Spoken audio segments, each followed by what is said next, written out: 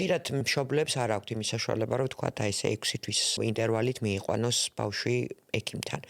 მაგრამ არის თუ არა რაიმე ესეთი წყარო, რითაც შეიძლება აი ესეთმა მშობელმა ისარგებლოს და მოახერხოს თქვათ თავისი შვილი უზრუნველყოს დროული ვიზიტით ექიმთან. კი ბატონო, ძალიან კარგი შეკითხვა.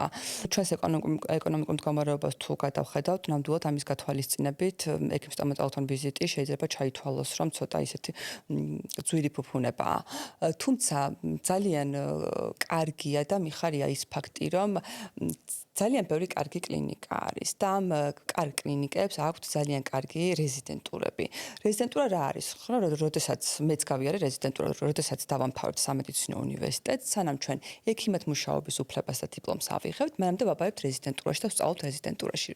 მთელი ჩვენი რეზიდენტურის სწავლის პროცესი მოიცავს პრაქტიკას. უმეტეს შემთხვევაში ძალიან ბევრ რეზიდენტურაში მკურნალობა არის უფასო, ან რაღაც მინიმალური გადასახადია.